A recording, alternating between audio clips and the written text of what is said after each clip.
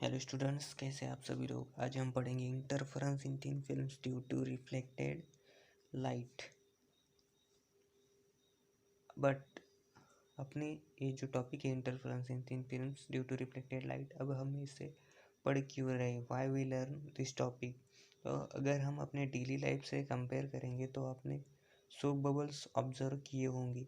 Soap bubbles पर जब भी लाइट पड़ती है तो उनमें डिफरेंट डिफरेंट फ्रिंजेस तैयार होते हैं। फ्रिंजेस यानी कि डिफरेंट डिफरेंट कलर्स तैयार होते हैं। वो कैसे बनते हैं, क्यों बनते हैं, उसके पीछे क्या लॉजिक है, अपने इस टॉपिक में कवर करेंगे।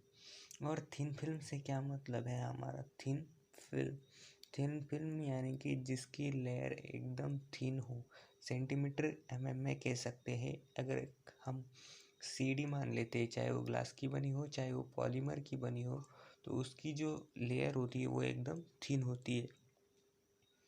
थिक फिल्म भी हो सकती है, बट उसमें हमें इंटरफेरेंस पैटर्न प्रॉपर नहीं मिलता है, तो इसलिए हम थिक फिल्म में लाइट का रिफ्लेक्टेड या केस हम आगे देखेंगे।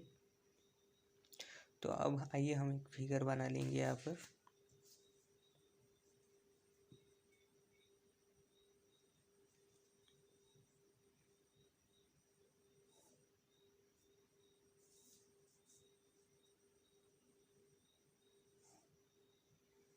एक नॉर्मल ड्रॉ कर लेंगे हम।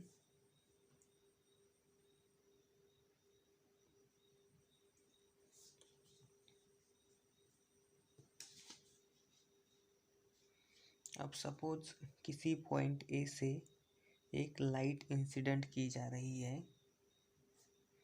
Eight incident angle small i consider कर लेंगे हम। ए पॉइंट बी नाम दे देंगे इसे। ये हमारी थिन फिल्म है, ये हमारी थिन फिल्म है जिसकी थिकनेस स्मॉल टी है। और ये हमारी ईयर फिल्म है। ईयर फिल्म, इसे हम रेयर मीडियम भी कहते हैं। इसे हम रेयर मीडियम भी कहते हैं। ये हमारा डेंसर मीडियम है।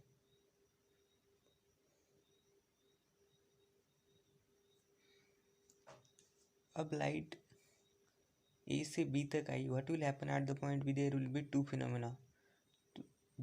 जिस एंगल से लाइट इंसिडेंट हुई उसी एंगल से लाइट रिफ्लेक्ट भी होती है। उसी एंगल से लाइट रिफ्लेक्ट भी होती है। इसे हम सी नाम दे देंगे। And what will the another phenomena, अगर ये मीडियम सेम होता तो ये लाइट स्ट्रेट जाती, बट मीडियम चेंज होने के कारण क्या हो जाएगा, ये लाइट जो है वो नॉर्मल की ओर बेंड हो जाएगी। वो क्यों होगी, क्योंकि जब भी लाइट रेयर मीडियम से डेंसर मीडियम में जाती है तो वो नॉर्मल की ओर बेंड हो जाती है। तो ये जो लाइट है ये नॉर्मल की ओर ऐसे बेंड हो जाएगी। जैसे हम डी नाम देंगे। यहाँ पर स्मॉल आर बनेगा एंगल। अब पॉइंट डी जो है हमारा, अब इस पॉइंट पर भी हमें दो फिनोमेना मिलेंगे क्योंकि नीचे एयर मीडियम है हमारा, यहाँ पर रिफ्रैक्शन होगा और पॉइंट डी से लाइट रिफ्लेक्ट बैक होगी विथ सेम एंगल। तो ये हमें रिफ्लेक्शन का केस मिलेगा। यहाँ पर सेम एंगल, ये हमें रिफ्लेक्शन का केस मिलेगा। इसे हम ई नाम दे देंगे। अब पॉइंट ई से जब लाइट डेंसर मीडियम से रेयर मीडियम में जाएगी ना, तो ये जो नॉर्मल है हमारा एम एन उससे अवे जाएगी, तो लाइट ऐसे बाहर निकल जाएगी। इसे हम एफ नाम दे देंगे। तो अब हमें ये हमारा रे 1 मिल चुका है और ये हमारा रे 2 मिल चुका है। अब हमारा एम क्या है इस टॉपिक का, कि हमें ये जो दो रे है ये इंटरमिक्स कब होती है, इनमें इंटरफेरेंस कब बनता है। तो दोनों पैरेलल रेस में इंटरफेरेंस एट दी इन्फिनिटी पर जाकर बनता है। तो इनमें चली गई डिस्टेंस को हमें फाइंड करना है, यानी कि हमें पाथ डिफरेंस फाइंड करना है। क्या फाइंड करना है हमें, पाथ डिफरेंस को फाइंड करना है। पाथ डिफरेंस को फाइंड करना है। पाथ डिफरेंस अगर हमें मिल गया तो उससे हम फेज डिफरेंस निकाल लेंगे। फेज डिफरेंस निकालेंगे और फेज डिफरेंस से हम पाथ डिफरेंस और फेज डिफरेंस से हम condition of maxima and minima निकाल लेंगे।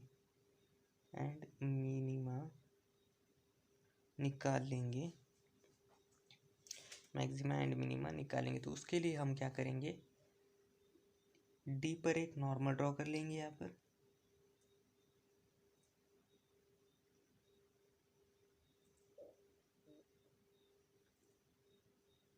इसे हम कैपिटल के नाम दे देंगे और पॉइंट ई पर एक नॉर्मल ड्रॉ कर लेंगे। यहाँ पर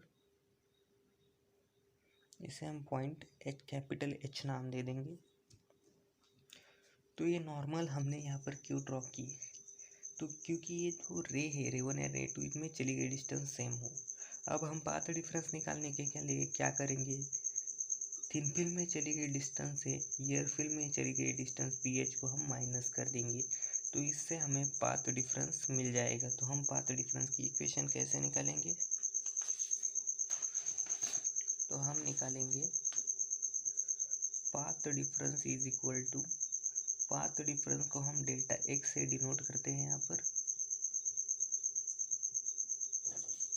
पाथ डिफरेंस थिन फिल्म में चली गई डिस्टेंस, ये जो है हमारी थिन फिल्म में चली गई डिस्टेंस BD प्लस DE, इसे हम लेंगे BD प्लस DE इन थिन फिल्म में चली हुई डिस्टेंस माइनस BH, ये ईयर फिल्म में चली हुई डिस्टेंस को हम माइनस कर देंगे।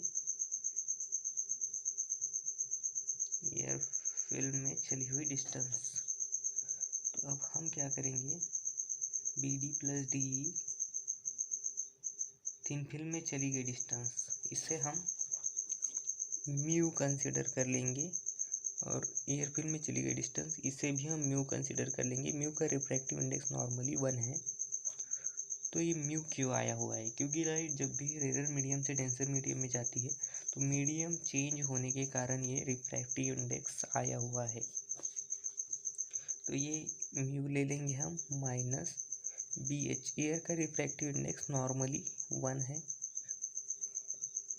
ये BD प्लस DE ये म्यू माइनस BH। अब थोड़ा हम एंगल के बारे में समझते हैं। अगर आपको एंगल समझ में आ गई तो आपको आगे के टॉपिक बहुत ही इजी जाएंगे।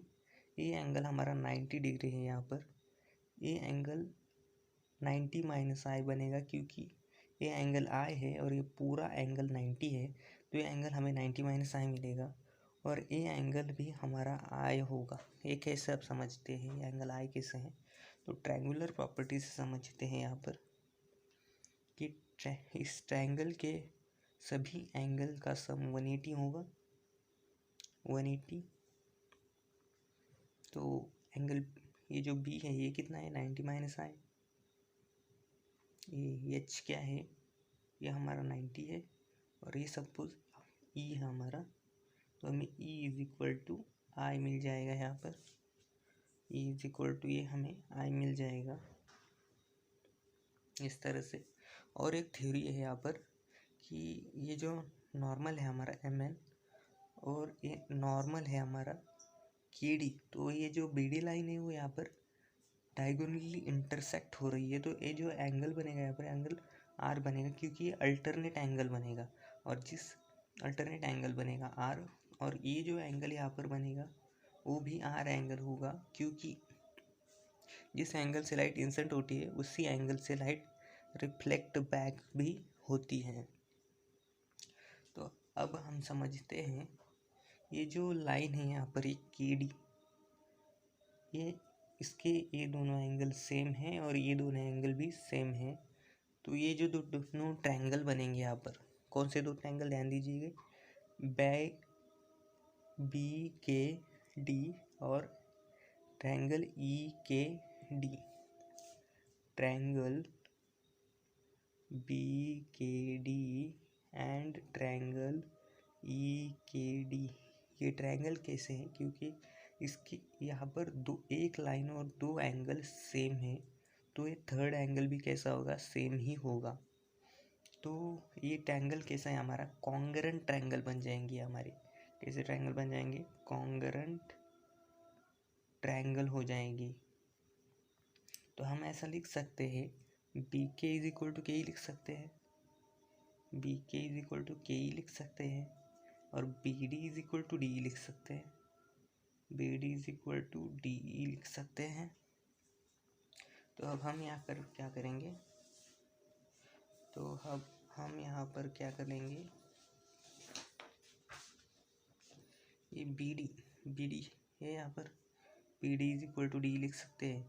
तो हम D is equal to BD लिख सकता है, तो यहाँ पर BD लिख लेंगे।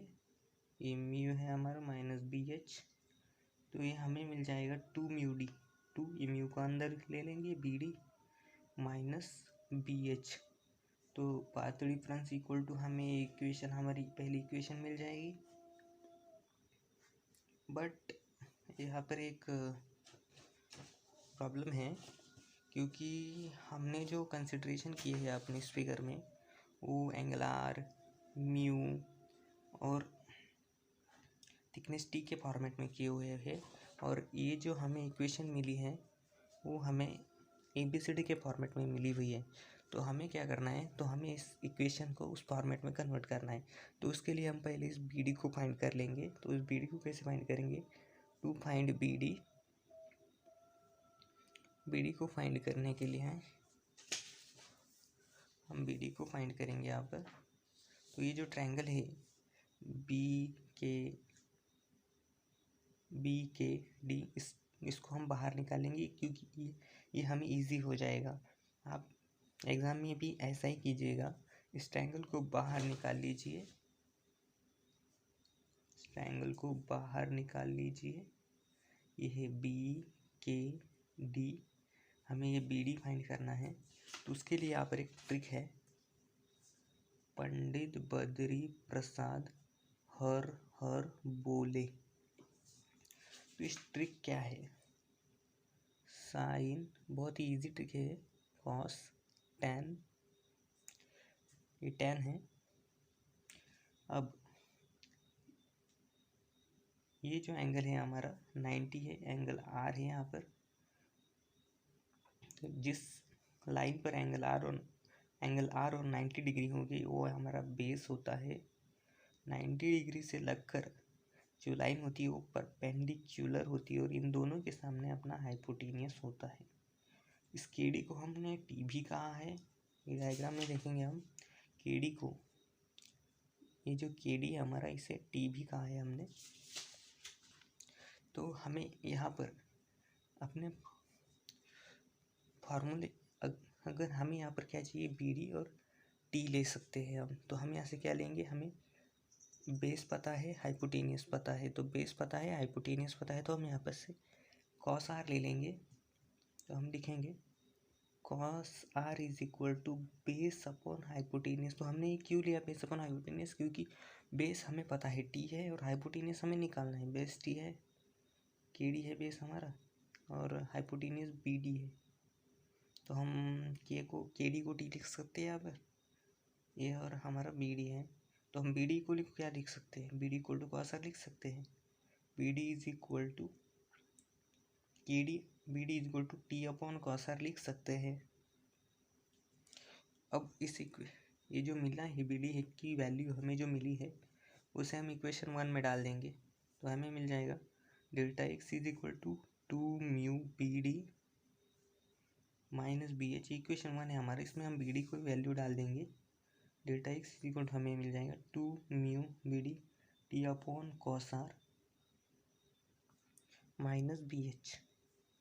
तो अब हमें ये इक्वेशन 2 मिल गई, लेकिन अब ये पूरी तरह से यहाँ पर सॉल्व नहीं हुई है, क्योंकि हमें BH अभी फाइंड करना है। BH हमारा फाइंड हो गया तो इक्वेशन हमारी सॉल्व हो जाएगी। तो हम BH को कैसे फाइंड करेंगे यहाँ पर, इसके लिए समझते हैं। यहाँ पर to find BH, to find B H को फाइंड करना है हमें। तो हम क्या कर लेंगे, ये जो हमारा ट्रायंगल है BHE, इसे बाहर निकाल लेंगे तो हमारे लिए समझने के लिए आसान हो जाएगा।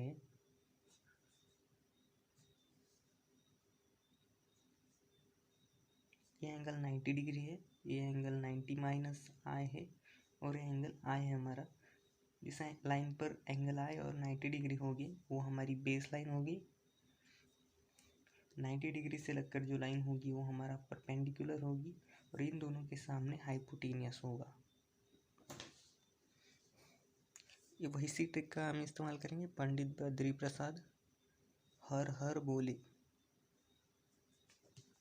तो अब हमें क्या फाइंड करना है यहाँ पर, ये हमारा बी है, ये 6 और ये ई है।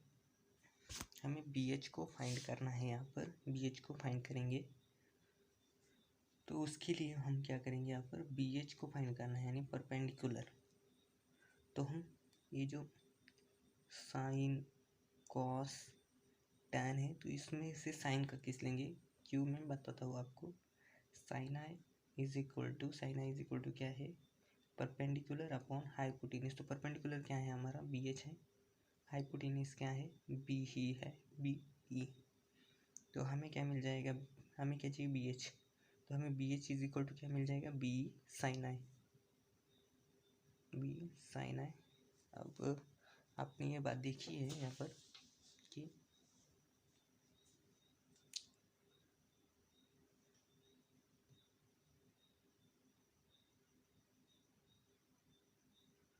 ये बात हमने देखी है यहाँ पर कि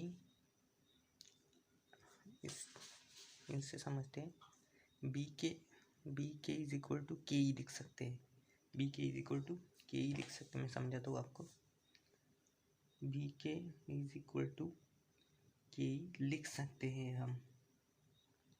तो हम क्या करेंगे, ये जो बी है, बी मतलब क्या है हमारा, BE मतलब है बी के प्लस के ई, बी के प्लस के ई है sign I,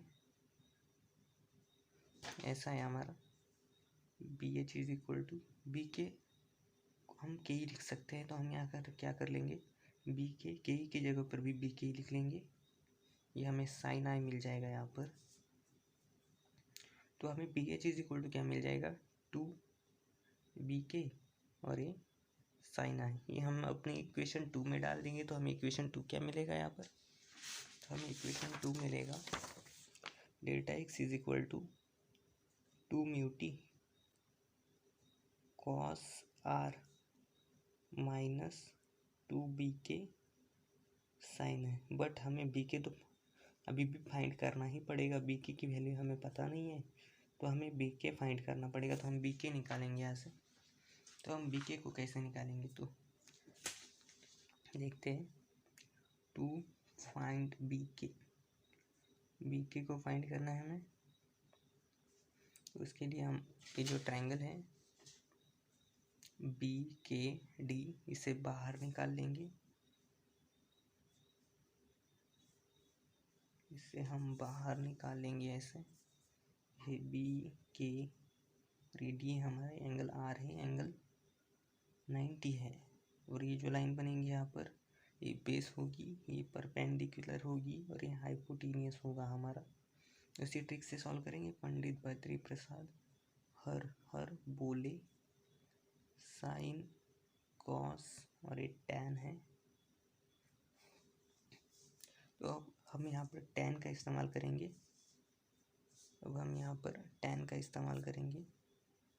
tan R is equal to क्या है, टैन आर हमारा परपेंडिकुलर अपॉन बेस। तो क्यों लिया हमने ये भी बताता हूँ आपको। परपेंडिकुलर क्या है, BK है हमारा, और बेस क्या है KD, क्योंकि KD की वैल्यू T जो है हमें यहाँ पता है, और BK हमें फाइंड करना है। तो हमें BK इज इक्वल टू क्या मिल जाएगा, KD tan R, T tan R, क्योंकि KD को हम लिख सकते हैं। तो हमें BK मिल गया है, तो हम इसे अपने इक्वेशन 3 में डाल देंगे, तो हमें क्या मिल जाएगा, हमें पाथ डिफरेंस मिल जाएगा यहाँ पर। Delta X is equal to 2 μ t cos r minus t tan r 2t tan r 2t tan r sin i। तो अब हमें इक्वेशन 4 मिल गई। इसे हम आगे अब सॉल्व करते जाएंगे। Delta X is equal to 2 μ t cos r minus 2t। अब हमें जो म्यू है वो यहाँ पर लाना है, तो हम क्या करेंगे, tan r को लिख सकते हैं ऐसा, sin r upon sin i, sin r upon cos r, ऐसा लिख सकते हैं हम। और ये जो है यहाँ पर sin i, तो हम यहाँ पर क्या करते हैं, sin r upon sin r, क्योंकि हम स्नेल्स लॉ से जानते हैं, बाय स्नेल्स लॉ से हम मालूम है कि हम लिख सकते हैं mu is equal to sine i upon sine R. तो हमें ये मिल जाएगा म्यू, तो हम लिखेंगे 2 μ t cos r minus 2 μ t, और ये हमें मिल जाएगा साइन स्क्वेयर r, और ये cos r is equal to, हम लिखेंगे, इसको हम कॉमन ले लेंगे, 2 μ t cos r, और ये हमें मिल जाएगा 1 माइनस साइन स्क्वेयर r, हमें मिल जाएगा 1 minus sine square r।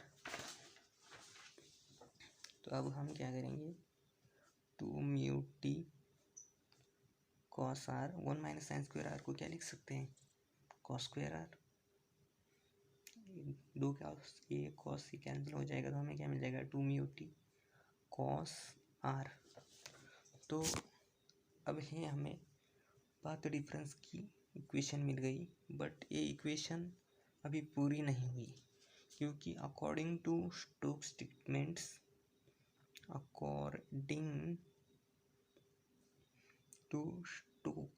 Stokes एक साइंटिस्ट थे जिन्होंने बताया है कि जब भी लाइट इस डेंसर मीडियम से रिफ्लेक्ट बैक होती है तो उसकी फेज में प्लस माइनस λ/2 का डिफरेंस आता है। जब भी लाइट डी पॉइंट से रिफ्लेक्ट बैक होगी ना, तो उसमें प्लस माइनस λ/2 का डिफरेंस आता है, ऐसा साइंटिस्ट ने कहा हुआ है। तो हम लिखेंगे यहाँ पर 2 μ t cos r plus minus λ/2 is equal to delta x. तो हमें अब ये पाथ डिफरेंस की वैल्यू मिल चुकी है, ये हमारे पाथ डिफरेंस है। तो अब हम इससे अपना फेज डिफरेंस निकाल सकते हैं। तो फेज डिफरेंस कैसे निकालेंगे हम, phase difference is equal to, phase difference होता है 2 pi lambda into path difference. तो हमें मिल जाएगा 2 पाई लैम्बडा, और पाथ डिफरेंस क्या है हमारा, 2 μ t cos r plus minus λ/2। अब हम कंडीशन ऑफ मैक्सिमा फाइंड कर लेंगे। ये हमें अपना पहला पाथ मिल गया, फेज मिल गया। अब इससे हम मैक्सिमा फाइंड कर लेंगे। तो मैक्सिमा के लिए हमें पता है, वी नो, हमने इक्वेशन फाइंड किए हैं पहले कि पाथ डिफरेंस जो है, path difference is equal to E1 multiple of λ/2। तो path difference 2 μ t cos r plus minus λ/2, E1 multiple is equal to n lambda.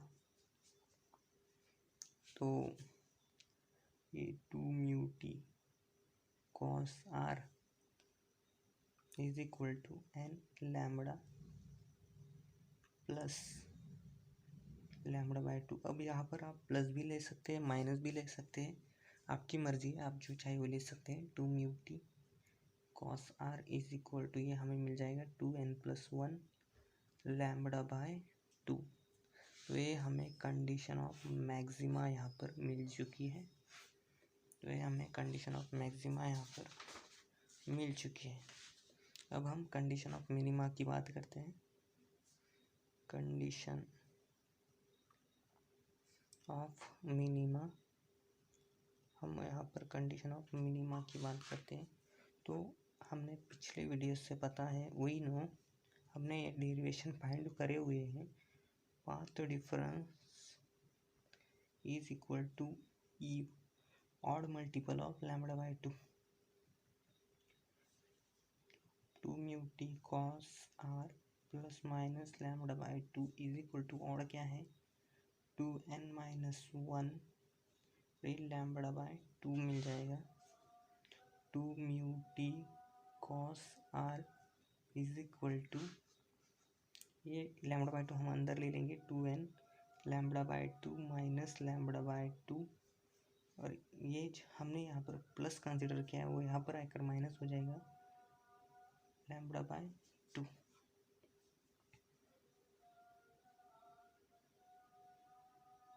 इसे आप प्लस भी ले सकते हैं, माइनस भी ले सकते हैं, तो हम यहाँ पर प्लस ले लेंगे। 2 mu T cos R is equal to, हमें मिल जाएगा n लैम्बडा। अगर आपको ये कंडीशन ऑफ मैक्सिमा और मिनिमा में कुछ प्रॉब्लम लगता है तो आप मुझे कमेंट में बता सकते हैं, मैं इसके लिए आपको अलग से वीडियो बना दूंगा। धन्यवाद।